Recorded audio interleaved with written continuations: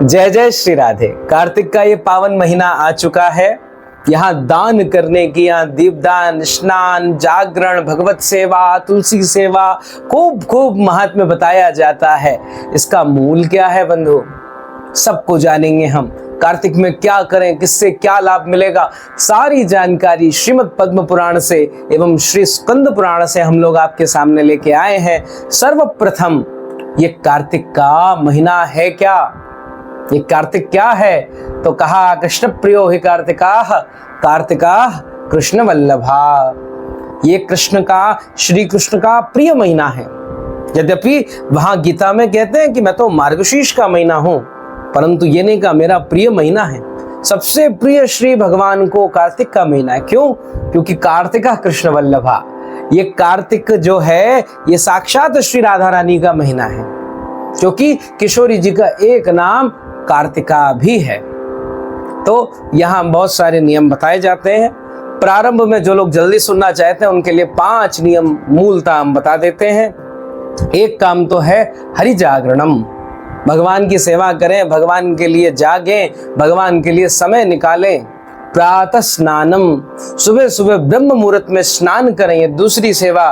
तुलसी सेवनम, तुलसी जी की सेवा करें, ये तीसरा नियम। और उद्यापनम, कोई एक नियम ले लीजिए जीवन में। आज से कार्तिक के महीने में पूरे महीने भर मैं 10 माला करूंगा, मैं 21 माला, मैं 64 माला, मैं 100 माला, जो भी नियम, मैं ये दान करूंगा, मैं इनके पास जाऊंगा, मैं सत्संग सुनूंगा, मैं 1 घंटा भागवत सुनूंगा, मैं गीता पढ़ूंगा, कोई भी नियम ले लीजिए। मैं दीपदान करूंगा, पर एक नियम ले लीजिए, एक नियम ले लीजिए। उसका फल क्या है? तो उसका फल ये है कि आपका पूरा कार्तिक इतना आनंदमय बीतेगा कि वो अगले वर्ष को भी आनंदित कर देगा। ये पूरी अगले वर्ष की, अगले जन्म की तैयारी है कार्तिक। तो वैसे यद्यपि भजन तो हर दिन करना चाहिए, पर कार्तिक का विशेष महत्व। तो कार्तिक में तो 4 गुना कर दो। श्री हरि भक्ति विलास में, श्री हरि भक्ति विलासकार कहते हैं कार्तिक में तो 4 गुना भजन होना चाहिए कम से कम। और ऐसा नहीं कि उसी दिन, उससे पहले से शुरू कर दो, पर हम देर आए दुरुस्त आए, कोई बात नहीं। यद्यपि नियम रखने का दिन बताया जाता है शरद पूर्णिमा अथवा आप एकादशी से प्रारंभ करते हैं, उससे पहले अश्विन की। लेकिन अगर नहीं आए तो आज से प्रारंभ करो, ठाकुर जी आपके भाव को समझेंगे। और अंतिम दीपदान, तो पहला ठाकुर जी की सेवा, उनके संग जागरण का भाव, प्रातः स्नान, तुलसी सेवन, कोई एक नियम ले लेना और दीपदान करना। ये 5 नियम जो व्यक्ति ले लेता है, जो 5 नियमों का पालन करता है कार्तिक के महीने में, उसको फिर अन्य कुछ करने की आवश्यकता नहीं पड़ती।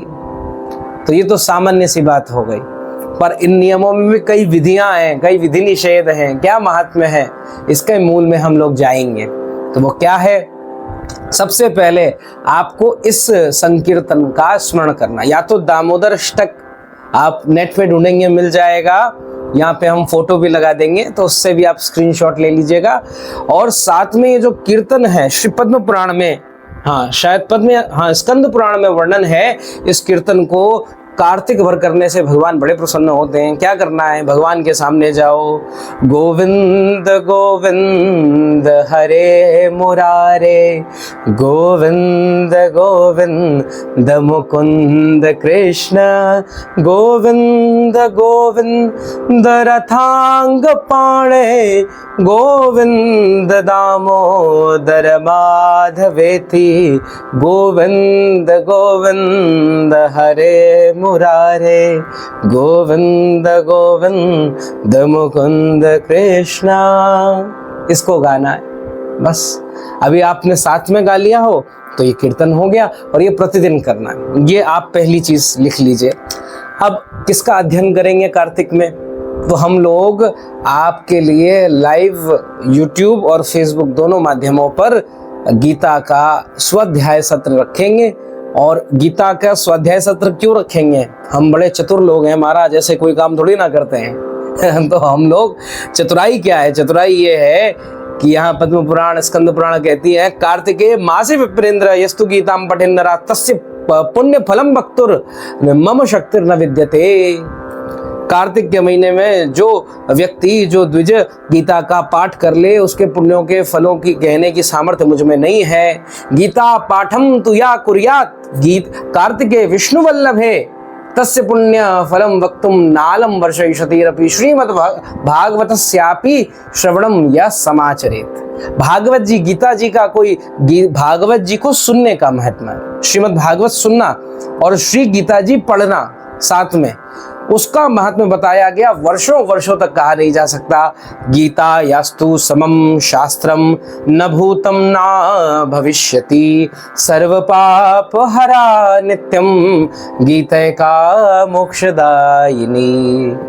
गीता यास्तु समम शास्त्रम, गीता समान कोई और शास्त्र नहीं है, ना होगा और ना हुआ है। सर्व पाप हरा नित्यम, हमेशा कोई एक श्लोक भी पढ़ ले, एक अध्याय भी पढ़ ले तो घोर से घोर करा हुआ पाप भी निकल जाता है। अब आप कहेंगे ये तो बकैती है, ये तो आप बोल रहे हैं अर्थवाद है। नहीं नहीं भैया, बिल्कुल सत्य बात है। आप भागवत जी का श्रवण प्रारंभ करिए। आप नियम लीजिए, भागवत जी 1 घंटे सुनूंगा, गीता 1 घंटे पढ़ूंगा सुनूंगा, उसका फल देखना कहीं ऊपर जाके नहीं मिलेगा, यही जीवन परिवर्तन होने लगेगा। कुछ गलत करने जाओगे 100 बार सोचोगे, 100 बार गीता की वो वाणी याद आएगी। तो ये फल ऐसे नहीं है हवा में लिख दिए गए हैं, एक एक ग्रंथ का स्वरूप का और उसके अंदर वो ऊर्जा भी तो है। आपसे पूर्व कितने महर्षियों ने, कितने कितने कितने विद्वानों ने इस गीता का पाठ कर अपने जीवन को बदला है, तो उन सब की शक्ति आपके अंदर आती है। तो ये सब प्रभाव है उसके। शालिग्राम जी की सेवा करने का बहुत महात्म्य है। और कार्तिक के नियम हमने आपको बताया, शरद पूर्णिमा से कार्तिक पूर्णिमा तक रहता है। एकादशी से एकादशी भी कर सकते हैं और भगवान की आज्ञा लेनी चाहिए। कोई भी संकल्प आप कर रहे हैं, अब हम आज से दीपदान करेंगे, तो उसके लिए पहले अपने जो ठाकुर जी घर में सेवा है उनकी आज्ञा लीजिए। लाल जी अब मैं दीपदान करूंगा, आज से आप मेरी सहायता करना। मेरे पे तो नियम नहीं हो पाता है, कौन सा नियम मुझे दम से हो सकता है, पर नाथ हे मेरे नाथ, आप अगर चाहो तो सब बन सकता है, इसीलिए नाथ आप आज्ञा करें। और कहा जो व्यक्ति दीपदान करे, तुलसी के पौधे लगाए, सींचे, ब्रह्मचर्य का पालन, नाम कीर्तन करे, उसका कहना क्या है, उसका जीवन सफल है। आप ब्रह्मचर्य का पालन करेंगे, नाम कीर्तन, आप आते जाते भगवान का नाम गुणगान कर दो और तुलसी में नेक सो जल डाल दो, कौन सी भैया आफत है। नेक अगर ज्यादा ठंड हो तो चुन्नी उड़ा दो, श्री तुलसी मैया को ज्यादा ठंड ना लगे, ध्यान रखें उनका। स्कंद पुराण में कार्तिक के महीने में जो व्यक्ति स्नान, जागरण, दीपदान और तुलसी जी की सेवा करता है वो विष्णु स्वरूप को प्राप्त कर लेता है। ऐसा अद्भुत महीना। और यहाँ पे मंदिर में आप कोई एक सेवा भी कर सकते हैं। कहीं कोई गंदगी दिखे उसको साफ कर दीजिए। कोई वट का, पीपल का वृक्ष है वो गंदा हो रहा है, तो ये कई लोग तेल चढ़ा देते हैं, कुछ चढ़ा देते हैं, उससे उसकी जड़ें कमजोर हो जाती हैं, सूख जाता है। तो उसको आप साफ करेंगे तो उसको जीवन दान देने का पुण्य आपको प्राप्त होगा। और आप सूर्य अर्घ्य देते हैं, तो अब आपको हम संक्षिप्त में बताएं। सुबह उठो, कीर्तन करो, गोविंद गोविंद हरे मुरारे, गोविंद गोविंद मुकुंद कृष्णा, गोविंद गोविंद रथंग पाणे, गोविंद दामोदर माधवेति। फिर उसके बाद में गीता और गीता का स्वाध्याय हम कराएंगे पूरे महीना। तो आप हमारे पास आ जाओ, हम आपको करा देंगे। नहीं तो खुद भी पढ़ो, आनंद करो, भागवत जी का श्रवण करो और साथ में दीपदान करें, साथ में तुलसी जी की सेवा करें। मंदिरों में कहीं गंदगी दिखे उसको साफ कर दें। इतना करने मात्र से कार्तिक पूर्ण हो जाएगा। कुछ भी ना बन पावे तो बस ये 3 काम कर लीजिए। गौ सेवा कर लीजिए, पहला काम। दूसरा कार्य दीपदान करना प्रारंभ करिए। कहीं अंधेरा, कहीं नदी, कोई पवित्र मंदिर स्थल है, पवित्र स्थान पर ही दीपदान, दीपक के नीचे कुछ अवश्य रखना। और तीसरी चीज जो है वो ये है कि श्रीमद् गीता का पाठ सुन लीजिए, श्रीमद् गीता की व्याख्या सुन लीजिए या कर लीजिए। आपका कार्तिक निकल गया, कुछ करने की आवश्यकता नहीं है। भगवान के नाम का स्मरण करते हुए पूरा कार्तिक आनंद से निकल जाएगा। कुछ अन्य करने की आवश्यकता आपको कदापि नहीं पड़ेगी। ये अद्भुत बात है। तो जैसे, और फिर भी आप चाहते हैं कुछ और भी करूं मैं, तो जैसे सूर्य को जल अर्घ देते हो, ऐसे किशोरी जी ठाकुर जी के लिए जल अर्घ निकालो। ग्रहण आर्घ्यम मया दत्तम राधाया सहितो हरे, राधाया सहितो हरे, श्री राधा के साथ में जो हरि हैं। ग्रहण अर्घ्यम मया दत्तम राधाया सहितो हरे, नमः कमलनाभाय नमस्ते जलशायिने नमस्ते स्तु ऋषिकेश ग्रहणार्घ्यम नमोस्तुते। इतना कहकर आप जल चढ़ा दें।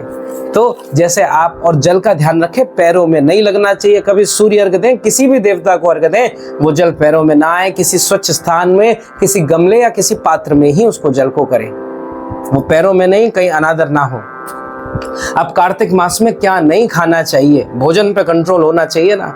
तो कार्तिक के महीने में मट्ठा आपको नहीं खाना है, स्वास्थ्य की दृष्टि से भी, आध्यात्म की दृष्टि से भी। और मूली का सेवन आप करिए आनंद से मूली पाओ, चकाचक आनंद करो। तो ये कार्तिक का भाव है।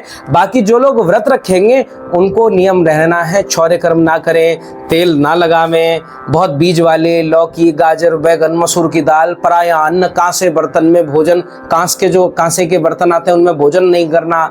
ये नियमों का पालन उनको करना है जो कोई विशेष व्रत रख रहे हैं। वरना प्रायः सामान्य लोगों के लिए यही है कि मट्ठा नहीं खाना, मूली खानी है, इतनी सी चीज समझ जानी है। और थोड़ा सा दाल खाने से बचें, क्योंकि दाल इस समय थोड़ी भारी हो जाती है, शरीर और सुस्त हो जाता है। तो साग सब्जी बढ़िया से आप लें। ठंड में वस्त्रदान, क्योंकि ठंड का समय, शीत ऋतु आ गई है।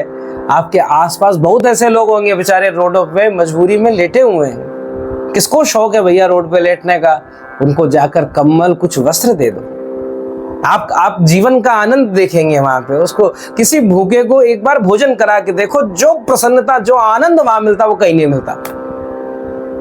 वो शायद कहीं बड़े बड़े आयोजनों में जाके ना मिले, पर एक किसी भूखे व्यक्ति को भोजन करा दीजिए, आनंद आ जाएगा। दीपदान का महत्व हमने आपको बताया ही है। एक कथा मिलती है, दो कथाएं हैं। एक बुद्ध नामक ब्राह्मण हुए हैं, उनकी पत्नी बड़ी दुष्ट थी। दुष्ट सत्संग, कोई व्यक्ति दुष्ट नहीं होता। जो व्यक्ति सत्संग करता है, सत्संग करे, अच्छे लोगों का संग करे, वो शुद्ध हो जाता है। और जो व्यक्ति दुष्टों का संग करे वो दुष्ट बन जाता है। तो दुष्टों का संग करा, व्यभिचारिणी सी हो गई, पति की बात ना मानती, और वो तो बेचारे नरक सा जीवन जीते, अंत में प्राण निकल गए और वो तो और स्वतंत्र हो गई। तब कुत्स नामक ब्राह्मण आए, उन्होंने दीपदान का उपदेश करा और इसने आजीवन, फिर जब से इसने प्रण लिया, फिर हम हर समय, हर कार्तिक में दीपदान का नियम लिया और फिर अपनी उत्तम स्थिति को प्राप्त कर लिया।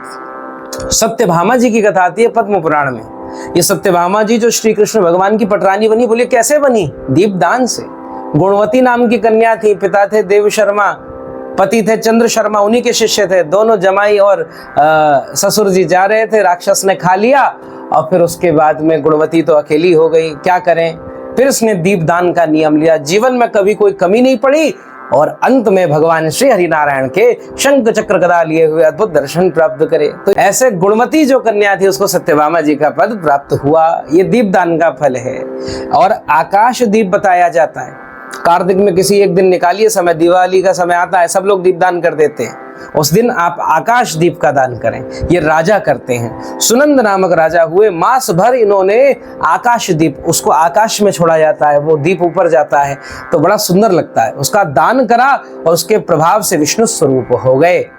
कैसा दान करेंगे? तो आपको ये श्लोक बोलना है, दामोदराय विश्वाय विश्वरूपधराय च नमस्कृत्वा प्रदास्यामि व्योमदीपम हरिप्रियम। ये श्लोक बोलना है और इसका वर्णन आपको स्कंद पुराण में मिल जाएगा। दीप दान करते हुए कुछ नियम भी आपको ध्यान रखने हैं कि जहां पर मंदिर है, नदी का तट है, अंधेरा है, वहां तो दीपदान करो, पर ऐसी जगह दीपदान मत करो जहां पर कीड़े हैं, जहां गंदगी है, उसको स्वच्छ करो फिर दीपदान करें। कभी दीपक को सीधे भूमि पे नहीं रखना चाहिए। कुछ अक्षत, कुछ रोली, कुछ आप पुष्प रखें, क्योंकि दीपक में अग्नि देवता आते हैं, तो इसीलिए उनको आसन देना बहुत आवश्यक है, नहीं तो उस व्यक्ति के पुण्यों का नाश हो जाता है। ऐसा देवी भागवत में लिखा है। तुलसी जी के महात्म्य का वर्णन कहा गया तो कहते हैं कि एक सुमेधा और हरिमेधा दो ब्राह्मण थे। तो सुमेधा जी ने वहां पर एक तुलसी का वन था, उसको प्रणाम करा। तो हरिमेधा जी ने पूछा, आपने क्यों प्रणाम करा? तो उन्होंने कहा, जब ये संसार श्रीहीन हो गया ना, यहाँ पे कोई धनवान नहीं बचा, इंद्र ने दुर्वासा जी की दी माला का अपमान कर दिया तो सबके पास से लक्ष्मी जी चली गई। भगवान ने समुद्र मंथन कराया, ऐरावत हाथी निकला, कल्प वृक्ष निकला, लक्ष्मी जी निकली, कौस्तुभ मणि निकली। तब अमृत के कलश को लेकर श्री धन्वंतरी जी भी प्रकट हुए, और जब हुए तो प्रसन्न हुए तो आंखों से आंसू निकले, और उसी आंखों के अश्रु से तुलसी जी प्रकट हो गए। इतने में आस्तिक नाम के एक देव थे, वहां पे बरगद के पेड़ पे प्रेत बने बैठे थे। इतना महात्म्य सुनने मात्र से उनको अपनी देव योनि पुनः प्राप्त हो गई। उन्होंने ऋषियों का अपमान कर दिया था तो इसलिए ये स्थिति प्राप्त हुई, प्रेत बन गए। परंतु इतना सुनने, कार्तिक में श्री तुलसी जी के महात्म्य को सुनने के प्रभाव से ही उनको सुंदर देव योनि पुनः प्राप्त हो गई। राजा चोल और ब्राह्मण देवता श्री विष्णुदास जी की कथा है। यह हर भक्त को सुननी चाहिए।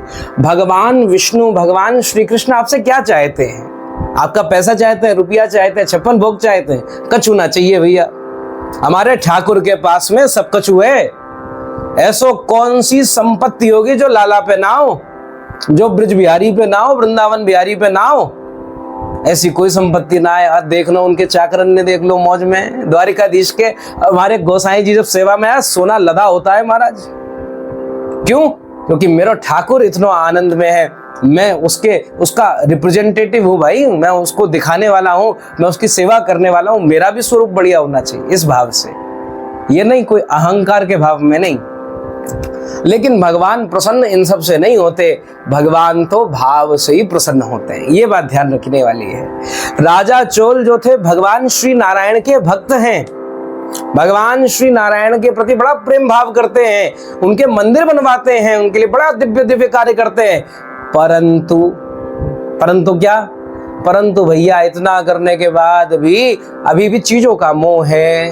पन्ना की, हीरा की खूब माला चढ़वाई, तभी श्री विष्णुदास जी महाराज आ गए। विष्णुदास जी ने तुलसी की माला चढ़ाई। अब राजा चोल तो चिल्लाने लगे, अरे तू यहाँ पे माला चढ़ाता है, इतनी महंगी पन्ना की माला, इतनी महंगी मूंगा की माला, इतनी महंगी हीरे की माला, उसमें तूने पत्ते चढ़ा दिए।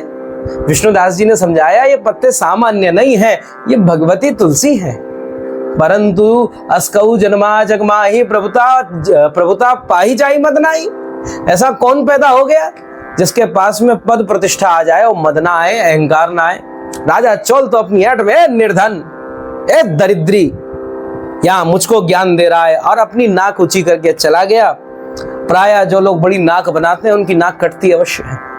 तो राजा चोल जो हैं, इन्होंने क्या करा, इन्होंने मुद्गल ऋषि को आचार्य बनाया और बड़ा यज्ञ आयोजन करा कि इस यज्ञ के प्रताप से मैं नारायण भगवान को प्राप्त कर लूंगा, भगवान श्री कृष्ण को प्राप्त कर लूंगा। और इधर बेचारे विष्णुदास अकिंचन ब्राह्मण क्या करें, कहीं गौ मिल जाती तो उसकी सेवा करते, कीर्तन करते, तुलसी जी की सेवा करते और भगवान का मंत्र ओम नमो भगवते वासुदेवाय उसका स्मरण करते। कार्तिक भर उन्होंने पूरा स्मरण करा। एक दिन रसोई बना रहे थे तो कोई रसोई चुरा के ले जाता, कोई आता और रसोई चुरा ले जाता। अरे भाई कौन है? एक दिन पता लगाया तो देखा एक व्यक्ति भूख के मारे उसका शरीर सूख गया था, हड्डी ही हड्डी थी, मांस तो दिखता ही नहीं था, काला काला सा शरीर था, रोटी चुराए, बड़ा डरा सहमा सा। विष्णुदास ने कहा, भैया कौन हो? बोले, नाथ मैं तो एक चांडाल हूं, मुझे भोजन नहीं मिल रहा, मेरा परिवार लुट गया, मेरे पास कोई है नहीं। विष्णुदास जी ने अपने भाई की तरह उसको बैठाला, आजा बैठ बैठ, भोजन परोसा और उसको भगवान को, विष्णु श्री हरि को भोग लगा हुआ, श्री कृष्ण को भोग लगा हुआ दिव्य प्रसादी, तुलसी दल पड़ा हुआ प्रसादी उनको दिया। आहा, और जैसे एक प्रसादी का कौर उस स्वरूप में लिया तो वहां कोई चंडाल वंडाल नहीं था भैया, वो तो साक्षात श्री हरि थे। शंकराचार्य महाभाग के जीवन का सत्य है।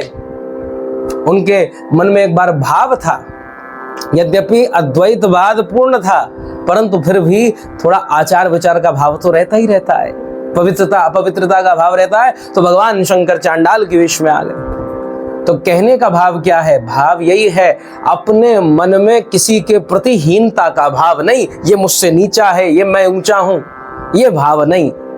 सब प्रभु के हैं, क्योंकि सब मम उपजाए, सब भगवान के द्वारा बनाए गए हैं, सब उन हरि के प्रिय हैं। विष्णुदास जी ने इस भाव से कहा और भगवान नारायण उनको अपने साथ फिर अपने धाम ले गए। राजा चोल को जब ये पता चली, अरे भैया तुम तो स्वाहा स्वाहा करते रह गए, उधर श्री विष्णुदास जी तो चले गए भगवान श्री नारायण के पास, अब मैं क्या करूं? आहा, सार तो भक्ति ही है। कोई व्यक्ति कितने यज्ञ कर दे, कितने मंदिर बनवा दे, परंतु हृदय में अगर भगवान श्री विष्णु की, श्री कृष्ण की भक्ति नहीं है, प्रेम नहीं है, जीव मात्र पर दया नहीं है, तो उस व्यक्ति का कभी कल्याण नहीं हो सकता बंधु। इसीलिए मन में विश्वास करा कि अब तो मैं प्रभु की भक्ति करूंगा। अपने पुत्र को राजा बनाया, मुद्गल ऋषि के संग कहा कि तुम यज्ञ के नियमों का पालन करना, और एकदम फक्कड़ता में गौ पालन करते हुए, लोगों की सेवा करते हुए अंततः भगवान विष्णु को प्राप्त कर लिया। ये राजा चोल जो हैं सुशील नाम के पार्षद हो गए और विष्णुदास जी श्री पुण्यशील नामक पार्षद हो गए। ये अद्भुत कथा है भैया। भगवान भक्ति से ही प्रसन्न होते हैं। हमने अब तक आपको लगभग 20-25 मिनट हो चुका होगा, खूब नियम बताए होंगे, पर सार बात एक है, अगर श्री ठाकुर जी के चरणों की भक्ति आपके अंदर है तो ठाकुर जी आपसे प्रसन्न है। एक छोटा सा नियम, एक फूल चढ़ाना भी काम कर जाएगा, एक तुलसी का दल भी काम कर जाएगा, अब बड़े बड़े भंडारे भी कर दोगे। अगर श्री हरि की भक्ति नहीं है तो सब नाशवान है, कोई काम का नहीं है। इसी भाव से कोई एक नियम आप लीजिए, इतने सारे हमने आपको नियम बताए, और कार्तिक भर पालन करिए। और हम लोगों की जो गीता की लाइव होगी उसमें आप प्रतिदिन जुड़िए, श्री गीता की चर्चा करेंगे, श्लोकों का भी पाठ करेंगे, आपको भी साथ में कराएंगे। तो खूब आनंद से आप सब जुड़े, आनंद करें। श्री हरि आपके जीवन में मंगल करें। श्री राधा वल्लभ लाल की जय। जय जय श्री राधे श्याम।